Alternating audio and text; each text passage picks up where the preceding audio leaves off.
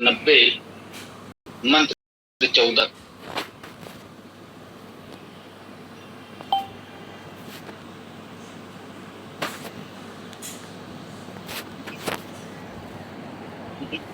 ओम नाभ्या आसीत अंतरिक्षम शीर्षो द्यो सम अवर्तत पद्भ्याम भूमि दिशा श्रोत्रात् तथा लोकान अकल्पयन। वह अंतरिक्ष है नाभिजनित सिद्ध से जो वर्तमान स्वामी पद से जन्मी है भूमि यही कानों से दिशा लोक जन्मे।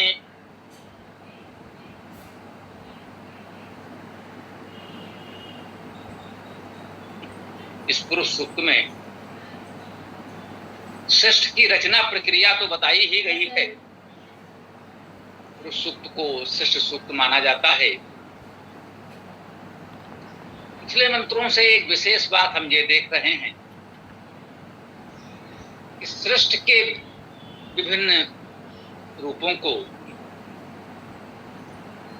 एक मानव शरीर की कल्पना करते हुए उसके विशेष अंगों से संबंधित बताया जा रहा है। इस अंग से कौन सा प्रकृति का स्वरूप जन्मा है।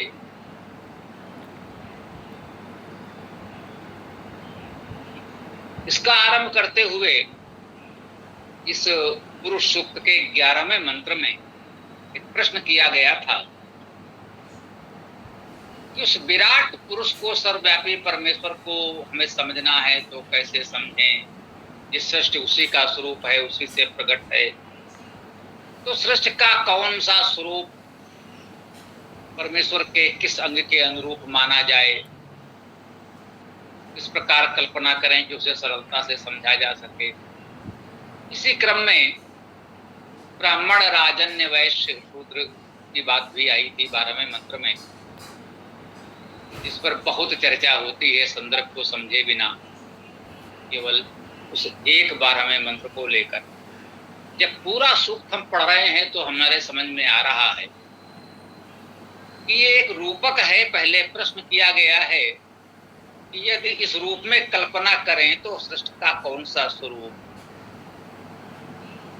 मानव शरीर के, प्राणी शरीर के किस अंग के अनुरूप होगा, इसकी क्या भूमिका है।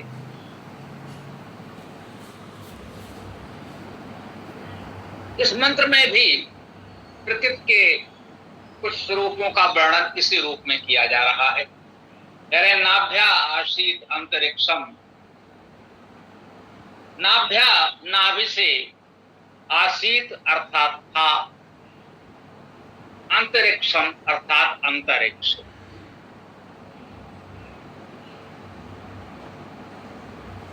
वह अंतरिक्ष है नाभि जनित। ये अंतरिक्ष जो है नाभ्या आसीत, नाभि से था, नाभि से हुआ। ये पूरी सृष्टि परमेश्वर का एक विराट स्वरूप ही तो है। परमेश्वर अनादि है, अनंत है, सर्वव्यापक है, तो ये पूरी सृष्टि उसका एक विराट स्वरूप ही तो है।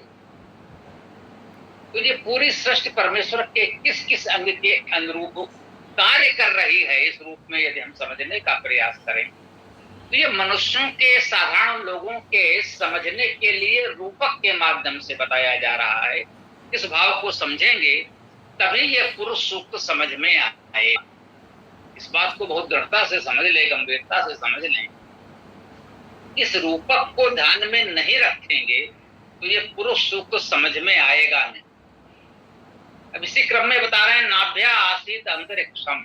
ये अंतरिक्ष तो नाभि से हुआ। आसीत का अर्थ था या हुआ, अस धातु का अर्थ है होना, तो ये अंतरिक्ष तो नाभि से हुआ।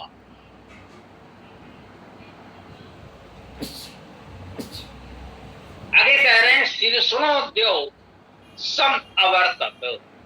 शीर्षणो, शीर्ष रूप में, द्यो है, द्यो का अर्थ है प्रकाशमान। यहाँ ये बात समझना महत्वपूर्ण है। देखिए इस मंत्र में अंतरिक्ष, द्यो और भूमि, इन तीनों का मुख्य रूप से वर्णन किया गया और दिशा लोक आदि बताए गए, अर्थात इस संपूर्ण सृष्टि के व्यापक स्वरूप को भी इस रूपक में समेटने का प्रयास उस मंत्र में हुआ है, ऐसा भी समझ सकते हैं। यह बात ध्यान में रखी होगी, है ना। पहले भी हम लोगों ने चर्चा की है, वेद की एक अपनी शब्दावली है, पारिभाषिक शब्द भी आप कह सकते हैं। वैसे तो वेद के शब्द धातुज हैं, व्याकरण परक धातुज अर्थ ही मान्य है, परंतु सरलता से समझने के लिए कुछ शब्दों का भावार्थ हमें समझना होता है। वो धातुज अर्थ के अनुरूप ही होगा, उससे दूर तो नहीं होगा। इस सृष्टि को मुख्य रूप से 3 भागों में विभाजित किया जाता है।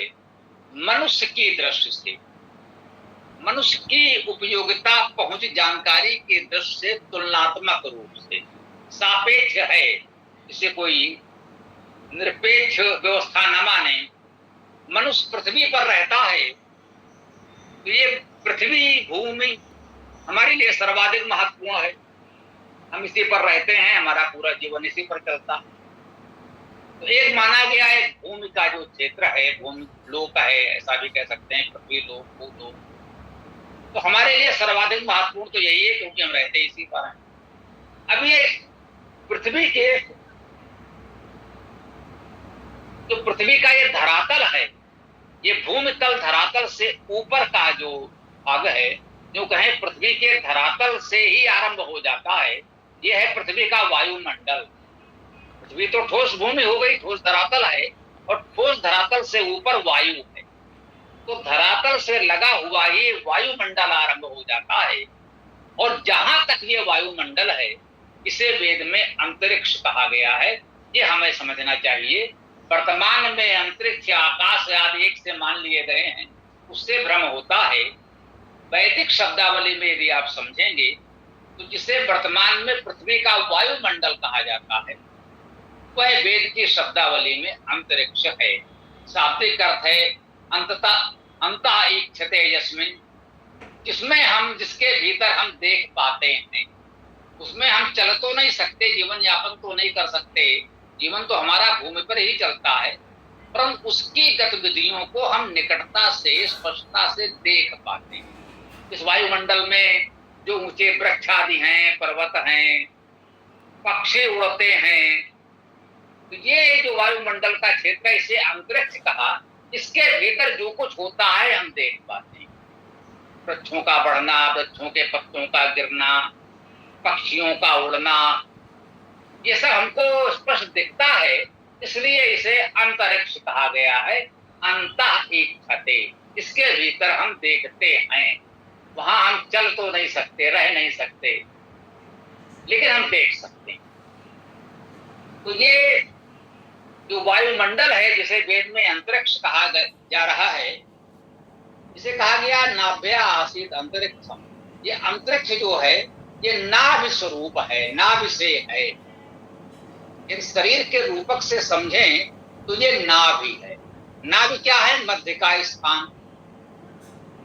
शरीर के मध्य में नाभि होती है, तो ये नाभि मध्य का स्थान है। इस नाभि से नीचे द्यों, ऊपर द्यों है और नीचे भूमि है। वायुमंडल से ठीक नीचे पृथ्वी का धरातल है, ये भूमि है। इतना ठोस धरातल है, ये ठोस भाग पृथ्वी का, ये भूमि है।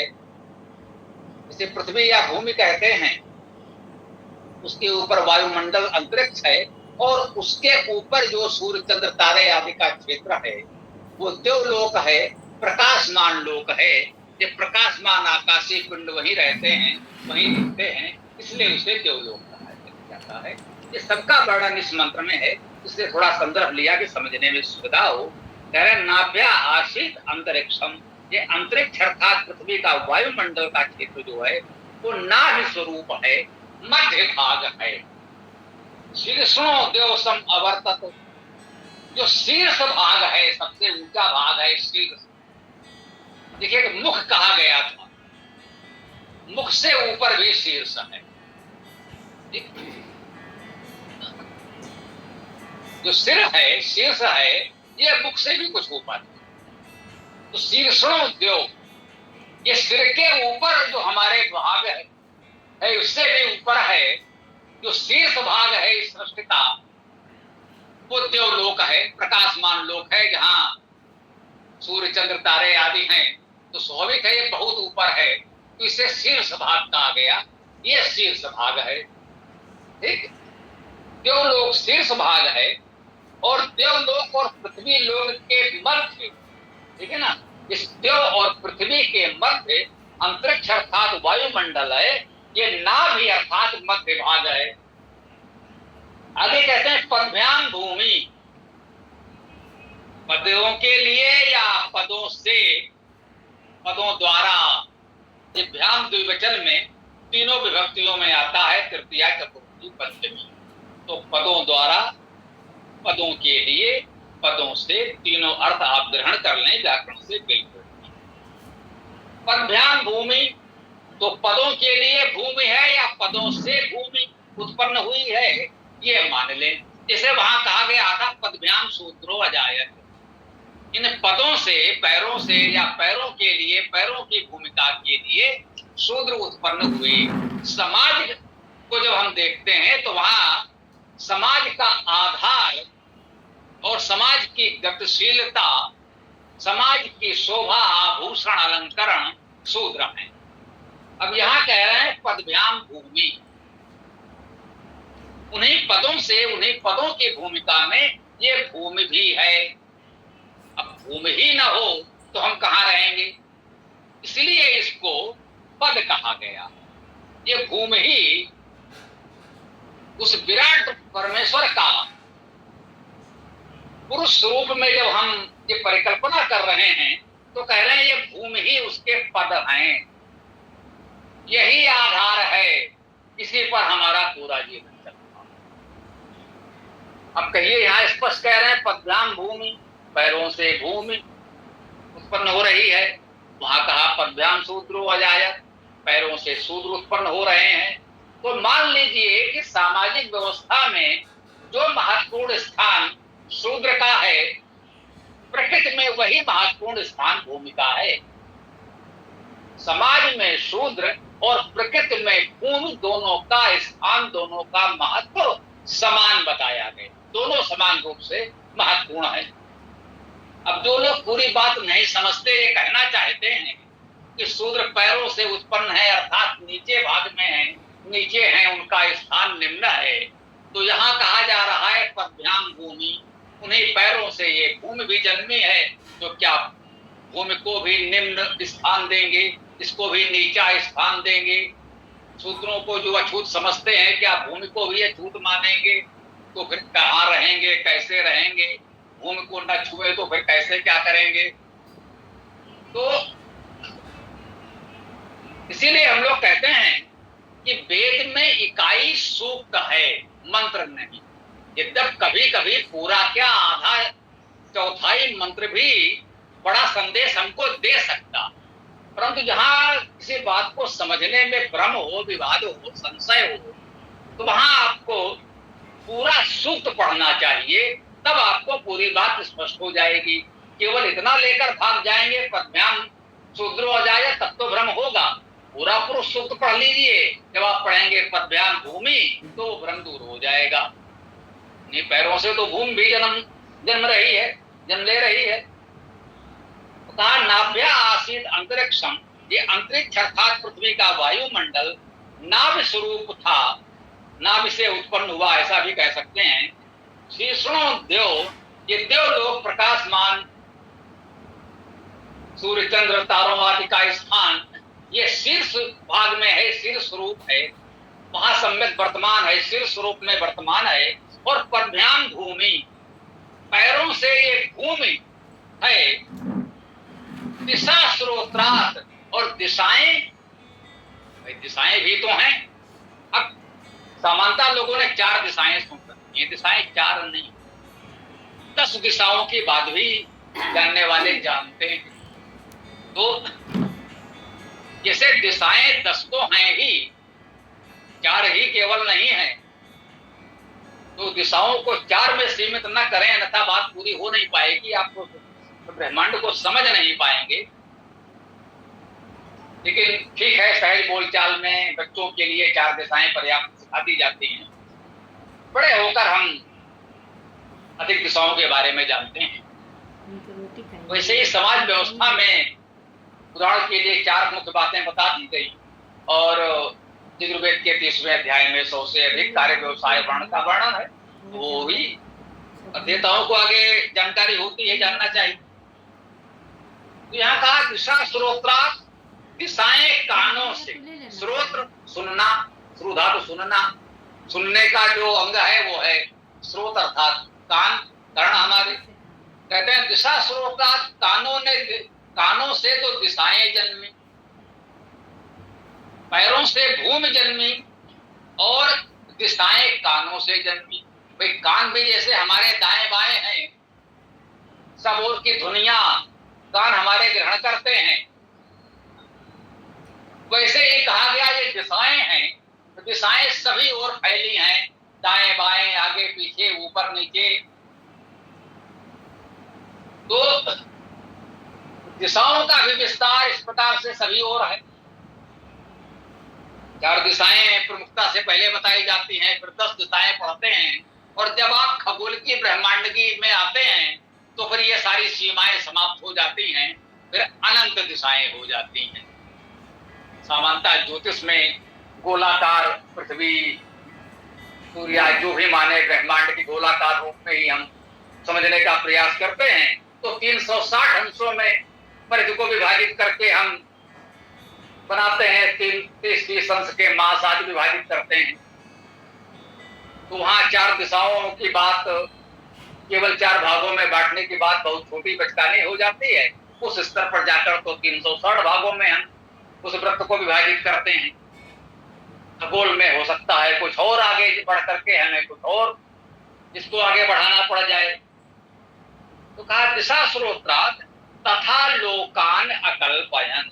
तथा अर्थात उस प्रकार, तथा शब्द का अर्थ होता है उस प्रकार, यथा जिस प्रकार, तथा उस प्रकार, अर्थात उसी प्रकार से लोकान अर्थात लोगों को अकल्पयन् कल्पना की। हम इस विराट सृष्टि की कल्पना कर रहे हैं।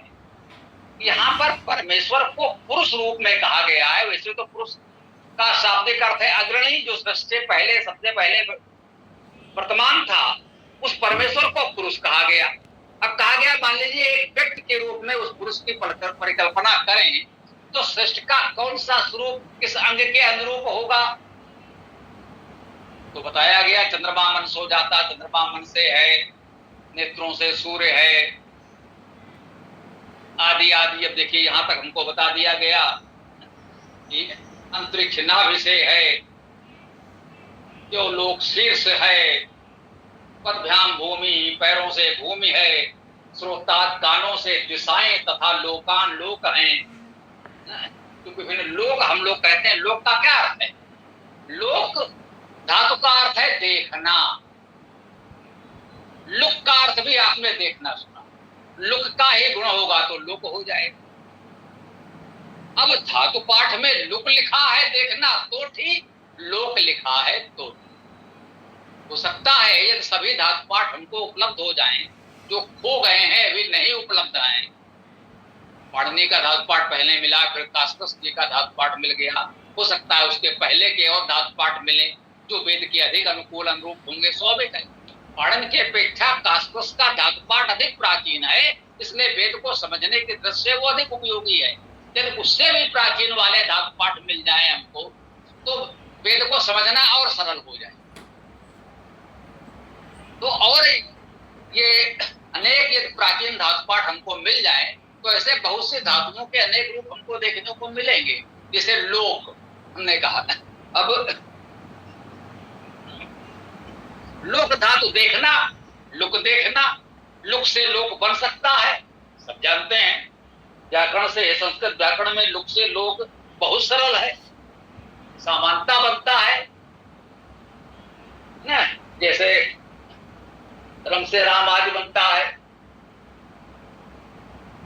चुर से चोर बनता है, तो लुक से लोक उसी तरह से बन जाएगा। तो लोक धातु का अर्थ देखना कह सकते हैं, और लोक धातु का अर्थ भी देखना कह सकते हैं। लोकान का अर्थ हुआ जो हमको दिखे। लोक वही है जो हमको दिखे, जो दिखे ही नहीं वो लोक नहीं कहा जाए। काल्पनिक लोकों की बात वेद नहीं। ये कुछ लोगों का जो काल्पनिक स्वर्ग नरक आदि होता है वो कभी किसी को दिखा नहीं, उसकी बात वेद नहीं करता। वेद तो कह रहा है लोक शब्द का अर्थ ही देखना है, जो हमको दिखता है वही लोक है। ये हमारा भूलोक है, ये हमको दिखता। चंद्रलोक भी ठीक है, वो भी हमको दिखता है। आपको सूर्यलोक शब्द भी किसी ग्रंथ में मिल जाएगा, वो भी दिखता है। शुक्रलोक, मंगल लोक सब दिखते हैं, है ना। शनि बृहस्पति हमें दिखते हैं, तो जो दिखते हैं वो लोक हैं। राहु केतु नहीं दिखते, ये लोक नहीं है। लोक वो हैं जो दिखते हैं, बहुत दूर हैं, छोटे दिखेंगे। जो उस विषय के जानकार हैं उनको सरलता से दिख जाएंगे, समझ में आ जाएगा। जो उस विषय के जानकार नहीं है उनको थोड़ा श्रम करके उसे देखना समझना पड़ेगा तारों की भीड़ में कि मंगल कौन है, बृहस्पति कौन है, शुक्र कौन है। उससे भी अधिक देखने के लिए कुछ यंत्र उपकरण के उपयोग किए जाते हैं, लेकिन उनका अस्तित्व है तो वो दिखे। जो दिखते हैं वही लोक हैं। तो इस मंत्र में हमने प्रकृति के विविध स्वरूपों को जाना। पृथ्वी, अंतरिक्ष, लोक, है ना, भूलोक, दिशाएं आदि अन्य जो भी लोक हैं उनकी रचना हुई। क्योंकि पुरुष सूक्त सृष्टि का सूक्त है, तो इन सब की रचना प्रक्रिया हमको बताई जा रही है। एक स्वरूप उदाहरण ले लिया गया कि ये विराट पुरुष के अंग के रूप में कल्पना करें तो इस सृष्टि को कैसे समझा जाए, तो इसको उस रूप में भी हमको बताया जा रहा है। तो आज के इस मंत्र की व्याख्या को हम यहाँ विराम दें। आगे आप लोगों का जो भी प्रश्न विचार हो कृपया शीघ्रता से प्रस्तुत करें।